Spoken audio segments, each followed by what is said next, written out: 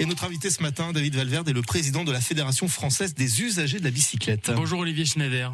Bonjour. Votre fédération lance aujourd'hui la seconde édition de l'enquête intitulée Baromètre des villes cyclables 2019. Vous allez demander aux cyclistes de répondre à des questions pour déterminer la cyclabilité des villes françaises. C'est quoi la cyclabilité d'une ville, Olivier Schneider ?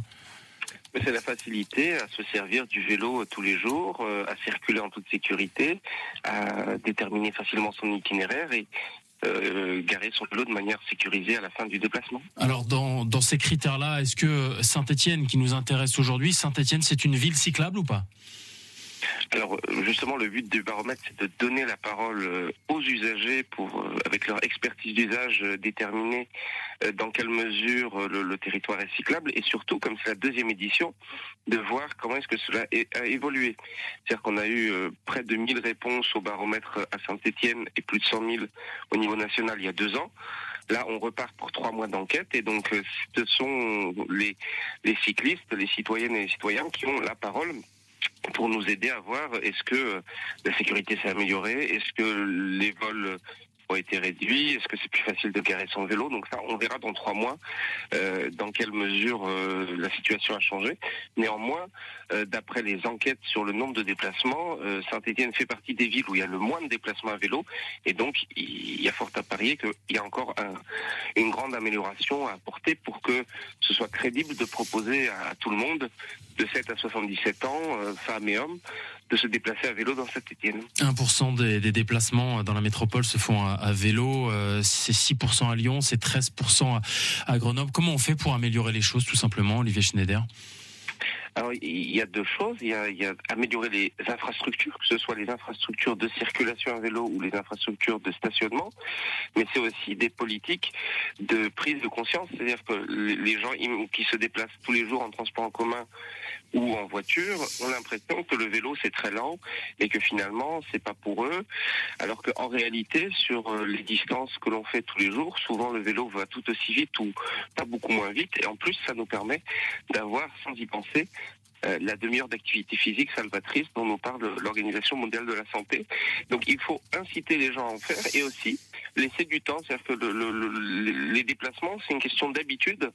On ne change pas comme ça de mode de déplacement juste parce qu'il y a une nouvelle piste cyclable. C'est parce qu'on voit que mes voisins, mes collègues, mes cousins font du vélo qu'un jour je franchis le pas.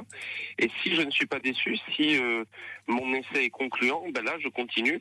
Mais en effet, il y a aussi une question de temps. C'est-à-dire que si à Strasbourg ou à Grenoble, il y a beaucoup de personnes qui se déplacent à vélo, ou même à Lyon, c'est parce que ce sont des politiques lancées il y a longtemps et que les gens ont pris l'habitude de prendre le vélo. Et si Saint-Étienne continue sur la lancée, il y a eu l'annonce d'un plan vélo local il y a quelques mois. Oui, justement, avec ce projet, Olivier Schneider, de réaménager des anciennes voies ferrées, de les transformer en pistes cyclables, ça, vous n'allez pas me contredire, ça va dans le bon sens. Bien sûr. Et globalement, dans toute la France, on a un fourmillement de projets.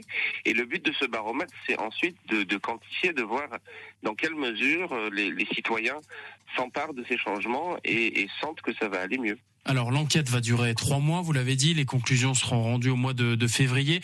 On sera quelques semaines avant les municipales. Il y a un enjeu politique derrière la question de la cyclabilité des villes ?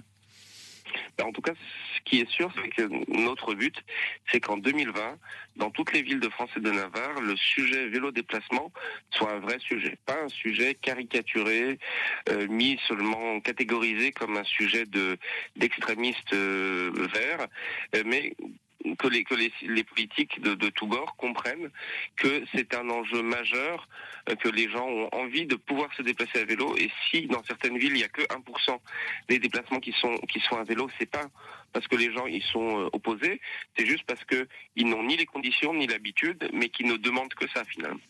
Est-ce que ce vote vraiment peut compter ? Est-ce que le vote cycliste, si on va l'appeler comme ça, le vote cycliste peut compter sur les municipales ? Oui, bien sûr.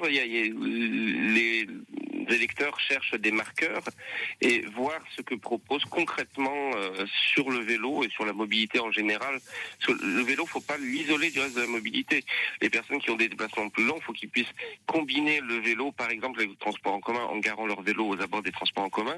En tout cas, le fait d'avoir une vue globale des déplacements en y insérant et la marche et le vélo est forcément un marqueur important pour les élections de mars 2020. Merci Olivier Schneider. Juste un mot, dites-nous comment on s'exprime sur cette consultation. Ça se passe sur Internet très rapidement?